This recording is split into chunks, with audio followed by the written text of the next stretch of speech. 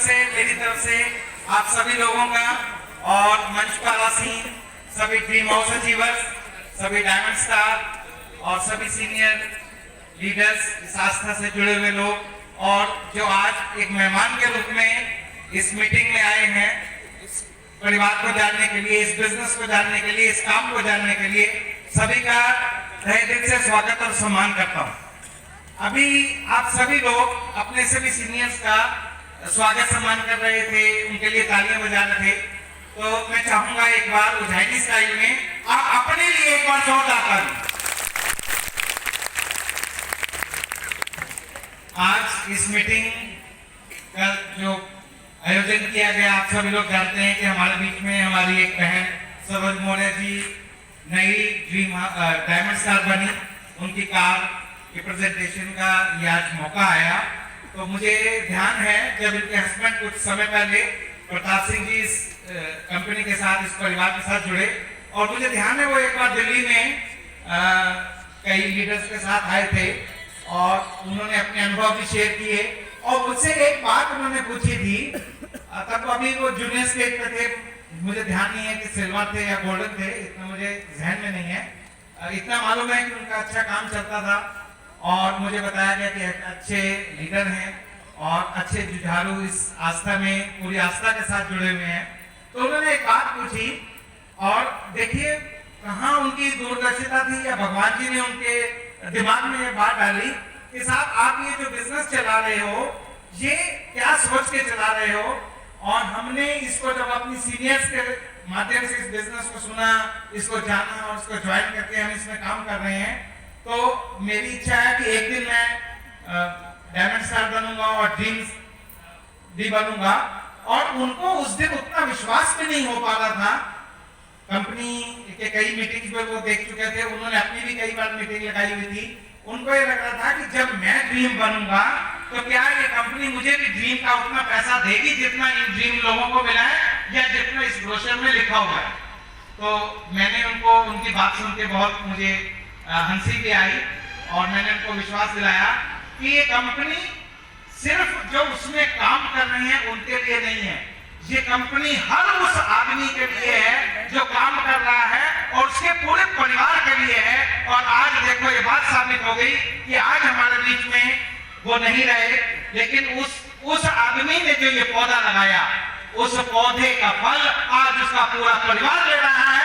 और आपके बीच में आज सरोज मौर्य जी हमारे बीच में नई डायमंड स्टार बन के आई है और इंशाअल्लाह वो दूर नहीं जब ये एक दिन ड्रीम हाउस बनकर इसी स्टेज पर मिला देंगी और आपके सामने कई करोड़ रुपए का चेक लेंगे। ये आस्था की मजबूती है, ये आस्था की विशेषता है।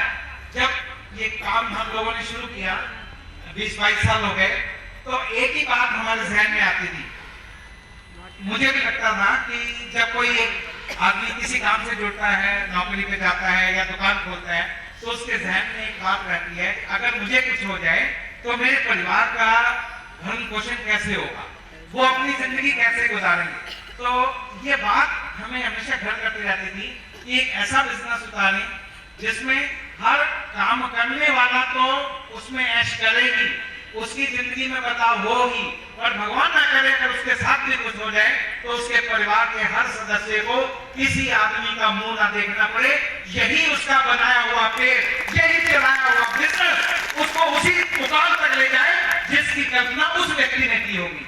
तो यही इस मंच के माध्यम से आप लोगों ने अपने सीनियर्स को सुना, हर एक ने अपने अनुभव शेयर किए, अपनी बातें आप लोगों के सामने रखी कि कब इस मीटिंग में उनको भी अपील किया ये बिजनेस, और उन्होंने बताया कि उन्होंने किस तरह से इस बिजनेस में अपना काम जारी रखा और कई मुश्किलें भी आई, क्योंकि जब हम कोई चीज नई काम करते हैं तो जाहिर है उसमें मुश्किलें आती ही। ये तो आस्था का बिजनेस है, आप कोई नई दुकान भी खोल लें, कोई नया व्यापार भी चला लें, और जिसको खेती ना करनी आती है और वो सोचता हो कि यार खेती वाले लोग तो ठीक ठाक कमा लेते हैं और उसकी खेती की जमीन की कीमत भी कई गुना हो जाती है, और वो सोचे कि मैं एक 10-20 बीघा जमीन ले लेता हूँ, लेकिन अगर उसको वो काम ना करना आता हो उसको, तो क्या ऐसी कोई जमीन अपने आप में इतनी उपजाऊ है कि उसमें कोई काम न करे, उसमें कोई बिजाई नहीं करे, उसमें कोई जुताई नहीं करे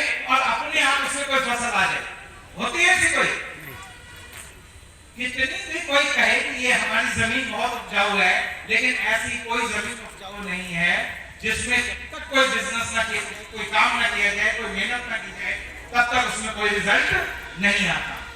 इसी बात को आज आप यहाँ पर जितने भी लोग आए हैं और जितने भी नए लोग आए हैं, अभी मैं देख रहा था हमारे कुछ लीडर्स ने आप लोगों से हाथ भी खड़े कराए थे, कितने लोग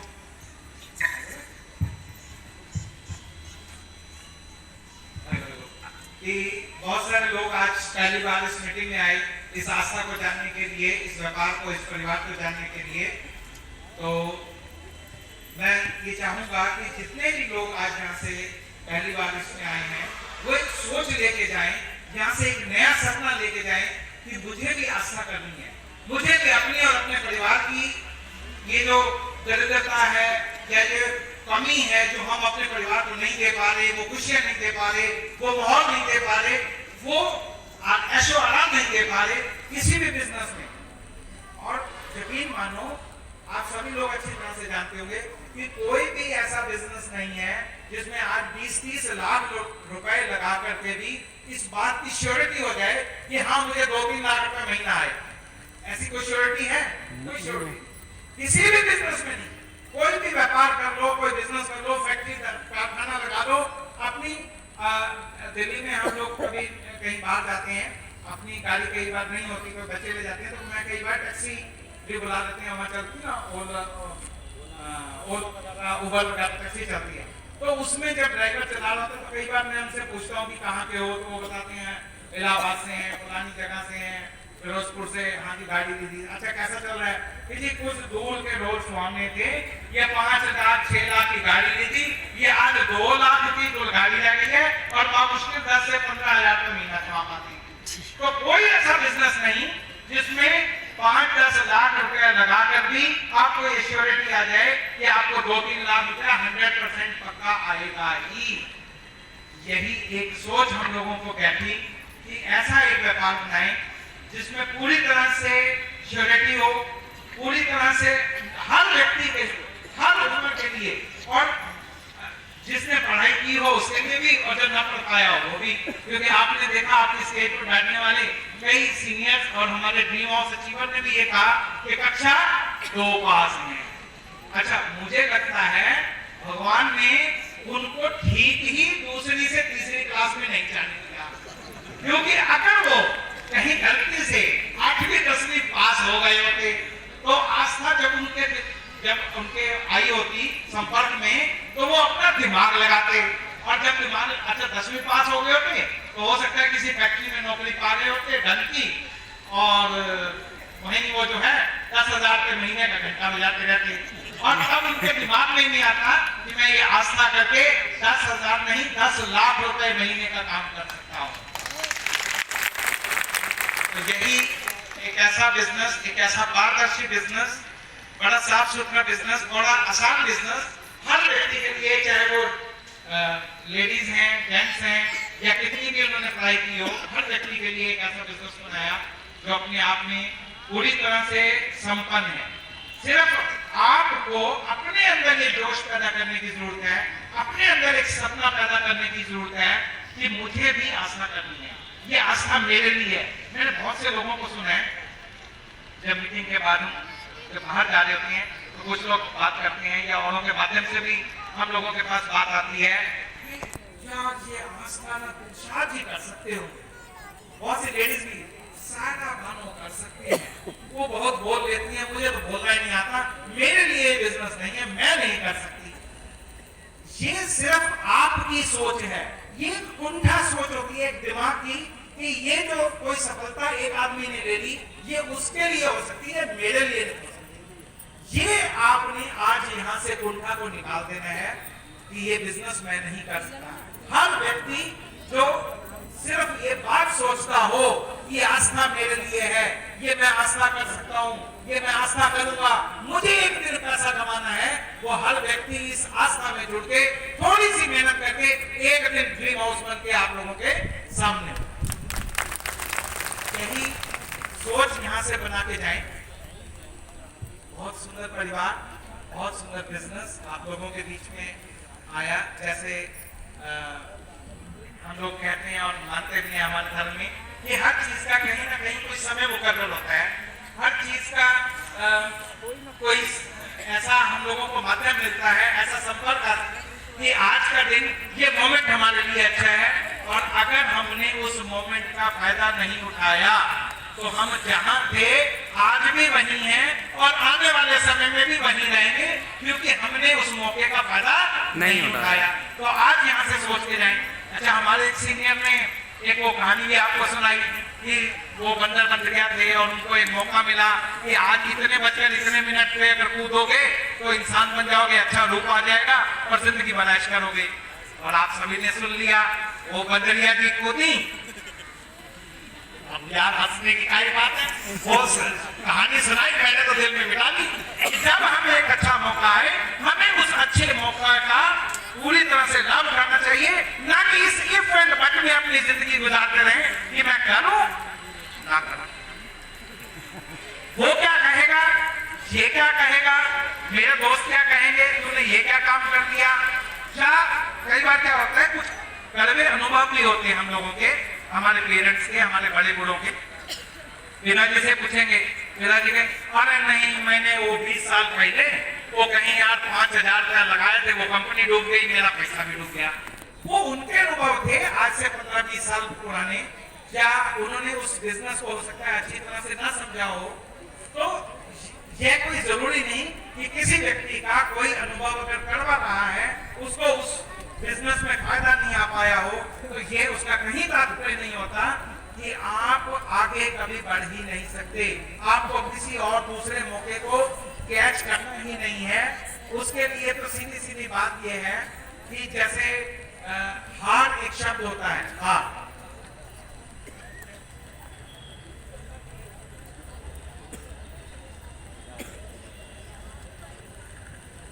हर वो व्यक्ति एक्चुअली जब कोई व्यक्ति हारता है तो असलियत में वो तब हार जाता है जब वो हार मान लेता है। क्योंकि आपके हारने से, और आपने हार नहीं मानी, अगर आपने हार मान ली तो समझो आज से आपकी हार पक्की और वो जिंदगी भर के लिए पक्की। और अगर आप हार गए और आपने हार नहीं मानी तो आपकी वो हार समझो आगे आने वाली जिंदगी की तरक्की की शुरुआत है। सिंपल सा लॉजिक।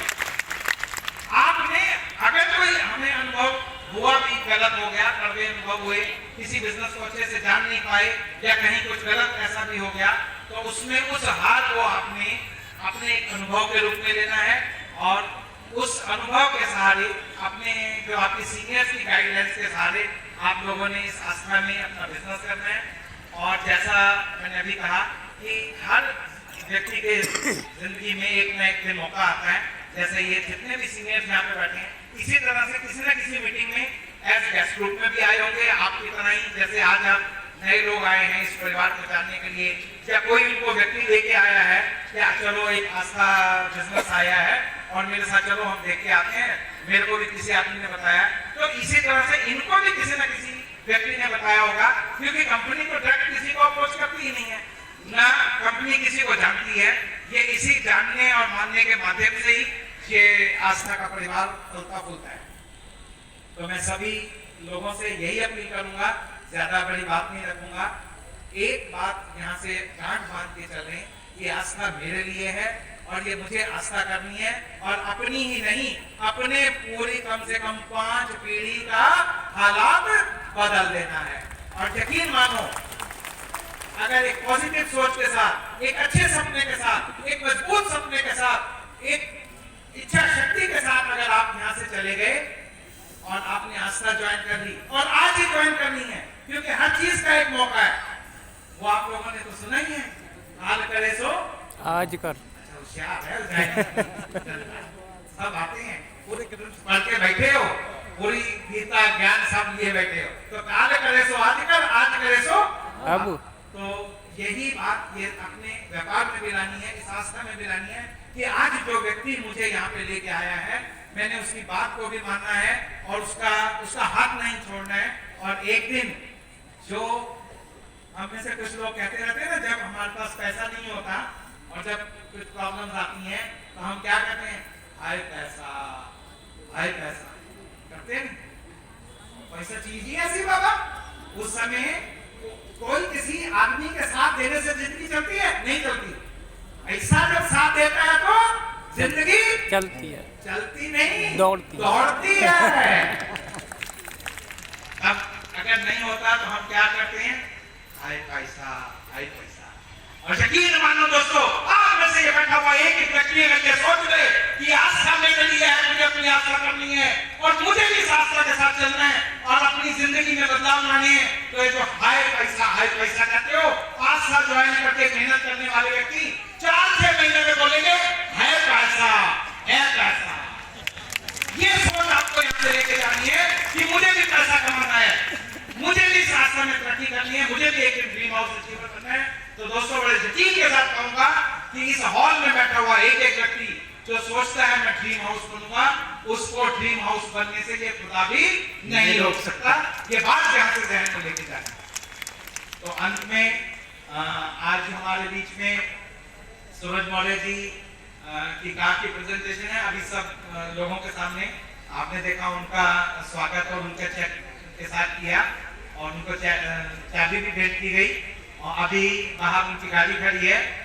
और ये दुखद बात के साथ भी कि उनकी जिंदगी के साथ एक बड़ी दुर्घटना हुई, इस तरह कभी किसी के साथ ना हो, ऐसी हमारी कामना रहेगी परमेश्वर से भी और आपसे भी हमारी ये